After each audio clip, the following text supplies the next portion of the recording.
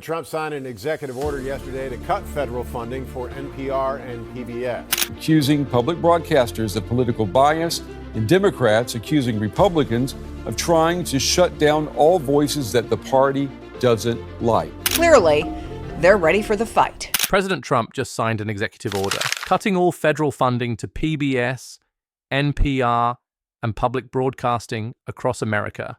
No Congress, no hearings, just a signature. The White House says they've become left-wing propaganda. Too biased, too woke, too dangerous to fund with taxpayer money. So now, Sesame Street is gone. Thousands of local radio stations silenced overnight. No raids, no bans, just the most powerful man in the country, pulling the plug on the country's last publicly funded media. And here's the catch. It's not just about NPR. It's about who controls the national narrative and who gets erased without ever being censored. Because when truth depends on funding, defunding becomes the perfect weapon. It is valued, needed, and trusted by the American people. So ask yourself, is this about saving money or about silencing what can't be controlled? Let's find out. Late on a Thursday night, without a press conference or warning, President Donald Trump signed an executive order that sent a shockwave through American media. With one signature, he cut off all federal funding to the Corporation for Public Broadcasting, CPB, the agency responsible for distributing over $500 million annually to support public radio and television stations across the country. That means no more funding for PBS, NPR, or the thousands of local affiliates that depend on federal support to survive. But this wasn't just about direct subsidies. The order went further. Any station that receives CPB funds is now barred from using that money to license NPR or PBS programming. In other words, even if your local station isn't funded by NPR directly, it can't use federal support to air their content. Indirect support, also blocked. The result? A quiet but devastating chain reaction. Small town stations, especially in rural and underserved areas, face immediate cuts. Educational shows, public interest journalism, and regional storytelling, programs that many families have trusted for decades, may vanish without replacement. And behind the scenes, a deeper battle is brewing. Trump has also moved to restructure the CPB's leadership, attempting to remove 3 of its 5 board members, prompting the agency to file a lawsuit against his administration. This isn't symbolic, it's strategic. No need to shut down media outlets by force, just cut their oxygen supply. And as public broadcasters brace for collapse, the message is clear. You don't need to ban a journalist when you can defund their microphone. If the funding cut came suddenly, the reasoning behind it was anything but vague. In the executive order, the Trump administration accused NPR and PBS of betraying the public trust, not through sensationalism or scandal, but through a perceived lack of transparency in editorial direction. The charge was serious, that 2 of the most recognizable public broadcasters in the country had stopped informing and started persuading. The White House's language was deliberate. It accused both networks of failing to provide a fair, accurate, or unbiased portrayal of current events to tax-paying citizens. Well, I would love to do that. I think it's very unfair. It's been very biased. Specific examples followed. According to the order, NPR refused to explore the COVID-19 lab leak theory, a narrative once dismissed, but later reopened by multiple government agencies. Now, what's important here is how the leftist media, who pretended this was never a story, have reacted to it. That decision, the administration argued, shut out competing hypotheses in favor of political alignment. PBS was criticized for cultural programming, including a Valentine's Day segment featuring LGBTQ-related themes in animals, which the White House called ideologically driven. To Trump's team, these weren't just editorial choices. They were proof of mission drift, taxpayer-supported institutions using their platform to advance ideological content under the banner of public service. And in that context, the argument sharpened.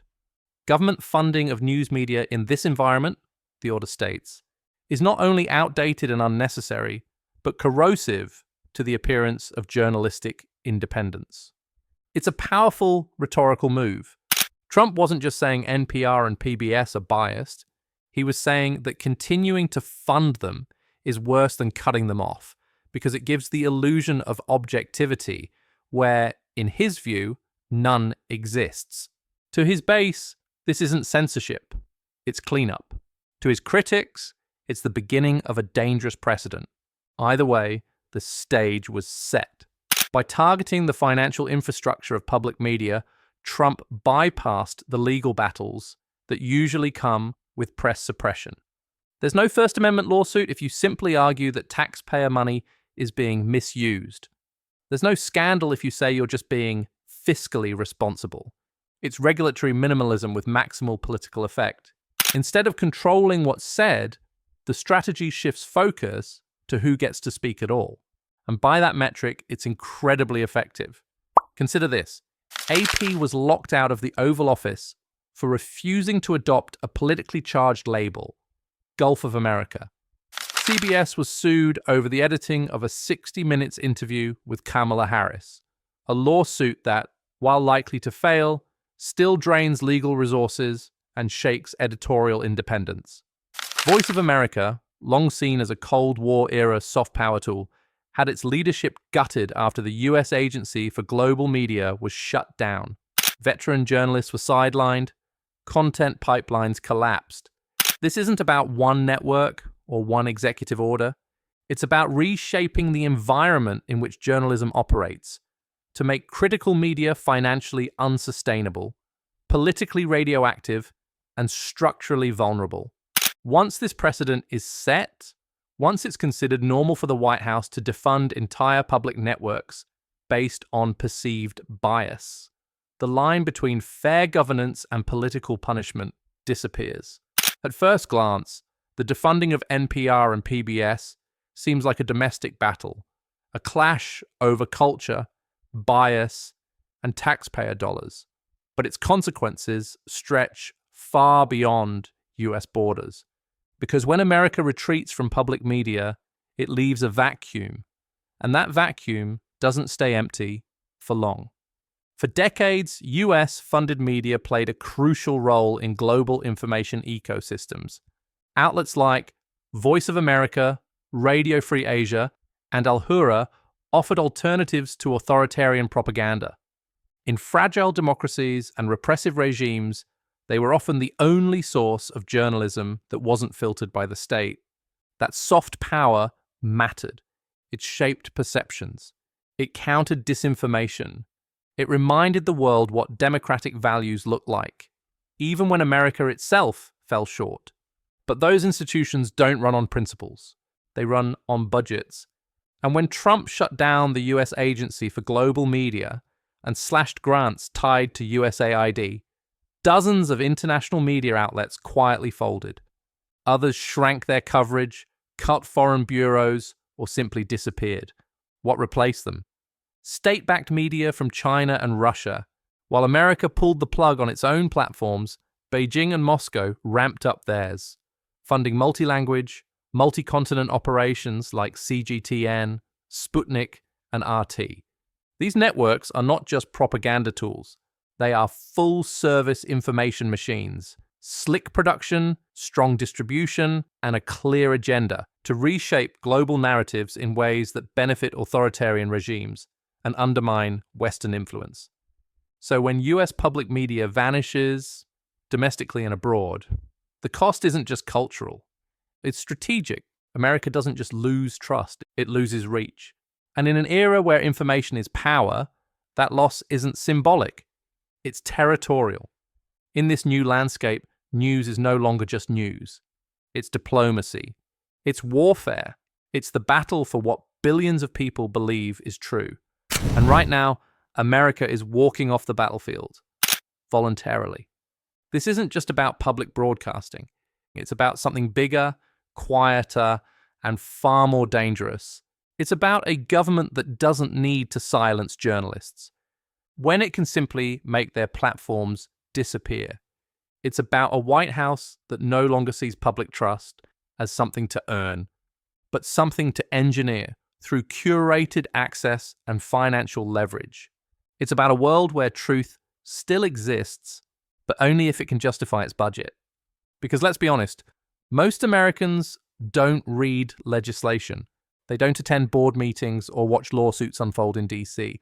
But they do notice when Sesame Street vanishes, when their local station plays reruns instead of reporting, when the only voices left are the ones they've already agreed with. That's not freedom. That's not press independence. That's controlled clarity, the illusion of openness without the risk of accountability. And here lies the paradox. In the name of reaching the people, power has stopped answering to them. In the name of free speech, dissent has become too expensive to fund. So the real question isn't whether Trump's move was legal. It's not even whether it was politically effective. The real question is this: what happens to democracy when truth needs permission to exist?